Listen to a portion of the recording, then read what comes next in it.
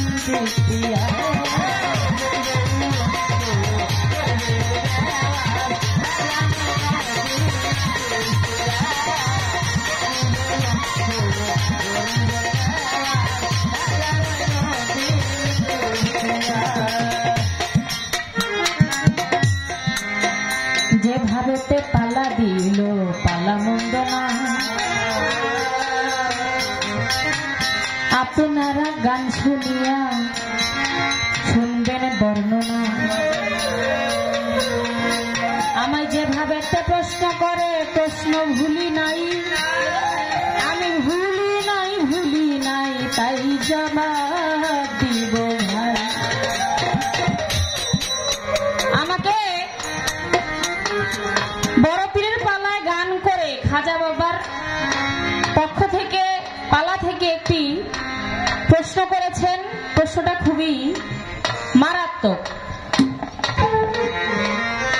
কি প্রশ্ন করলেন? কোনো ব্যাপার না। জিজ্ঞেস করলেন খাজা বাবার জন্ম হওয়ার পরপরই খাজা বাবার বাবা মা খাজা বাবাকে সঞ্জয়নগর থেকে রাত্রের অন্ধকারে তাকে নিয়ে পলায়ন করলেন কোথায়? চিস্তান শহরে। খাজা বাবাকে নিয়ে সঞ্জয়নগর থেকে চলে গেলেন, যার কারণে সঞ্জয়নগরে এমন একটা ক্ষতি হলো যে ক্ষতিটা আজও অবধি বহাল আছে। অর্থাৎ আজও পর্যন্ত ওই ক্ষতির কোনো ক্ষতিপূরণ হয় নাই। সেই ক্ষতিটা কি? এবং খাজা বাবাকে নিয়ে সেখান থেকে রাতের অন্ধকারে কেন লুকিয়ে চলে গেলেন? আমার খাজা বাবা একজন মাতাল জাতাউলিয়া, হাসান এবং হুসাইনি বংশ তার জন্ম। খাজা বাবার পিতার নাম হচ্ছে খাজা গিয়াসউদ্দিন সঞ্জরি এবং মাতার নাম মাতা উম্মুল ওয়ারা মাহিনুর। কিন্তু আমার খাজা বাবা যখন মায়ের গর্ভে ছিলেন, খাজা বাবার বাবা তখন ছিলেন বাণিজ্যে, যার কারণে গভীর রাত্র হলে খাজা বাবা যখন গর্ভে ছিলেন গর্ভ থেকে আল্লাহ আল্লাহ জিকির করতেন। ওই যে খাজা বাবা মায়ের গর্ভে থেকে আল্লাহ আল্লাহ জিকির করতেন, ওই জিকিরের শব্দ শুনে পাড়া প্রতিবেশী যারা ছিল তাদের মধ্যে কিছু বাজে মহিলা ছিল, তারা ওই শব্দ শুনে আমার খাজা বাবার মাকে কিছু অপবাদ দিয়েছিলেন, যাকে বলে বাজে অপবাদ। কারণ তখন মুহূর্তে খাজা বাবার যিনি বাবা তিনি ছিলেন বাণিজ্যে, বাড়িতে ছিলেন না। তারা বলা বলি করতে লাগলেন গিয়াসউদ্দিনের ঘরে মনে হয় কোন পর পুরুষ আসা যাওয়া করে, না হলে এই রাত্রের অন্ধকারে ঘর থেকে এই পুরুষের শব্দটা আসে কোত্থেকে? আসলে বাবা খাজা বাবা যখন গর্ভে ছিলেন, খাজা বাবা তো আল্লাহর একজন ওলি, তিনি গর্ভ থেকেই আল্লাহর ওলি। মায়ের গর্ভে থেকে আমার খাজা বাবা আল্লাহ আল্লাহ জিকির করতেন। ওই জিকিরের শব্দটাই বাহিরে যখন যাইতো পাড়া প্রতিবেশীরা না শুনে না জেনে খাজা বাবার মাকে এই অপবাদ দিয়েছিল।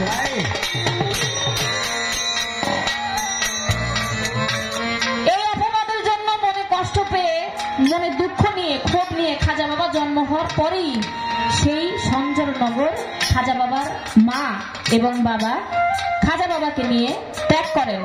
যার কারণে খাজা বাবা যখন গর্ভে ছিলেন তার মাতাকে এত বড় একটা অপবাদ দেওয়ার কারণে আজও পর্যন্ত সেই জায়গাতে কোন সুস্থ সন্তান জন্ম লাভ করে না। আজও যদি সেখানে যত সন্তান হয় সবাই হয় অসুস্থ, কোন না কোন একটা ত্রুটি নিয়ে জন্ম নেয়। কারণ খাজা বাবা যখন গর্ভে ছিলেন তার মাকে এমন একটা অপবাদ দিয়েছেন, যার কারণে আমার আল্লাহ পাক নারাজ হয়ে এই ক্ষতি সঞ্জয়নগরে করে দিয়েছেন। চেষ্টা করলাম যতদূর সম্ভব জবাব দেওয়ার। এবার তো আমারও কিছু জিজ্ঞেস করতে হয় না। আপনারা ধামনা মরিচ দেখছেন না? ছোট যেটা আর কি বুট্টা মরিচ কয়, এটা সাইজে ছোট কিন্তু খুব ঝাল। এই বুট্টা মরিচ, বুট্টা মরিচ পোলাপাইন নমুনা দেখছেন, কদিন পরে নিজে পোলাপাইনের বাপ হইব।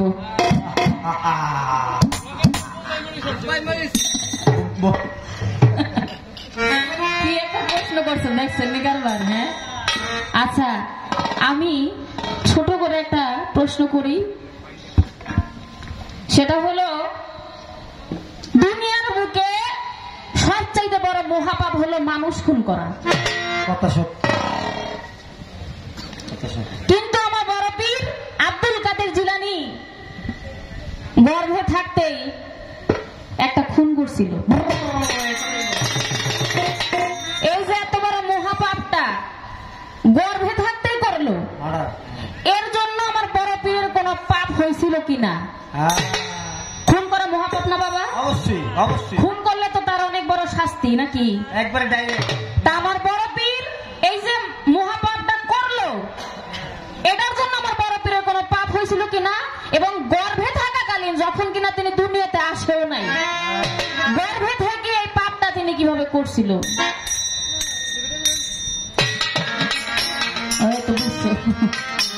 এই একটা মাত্র জিজ্ঞাসা আমার থাকবে, আশা করি সুন্দরভাবে জবাব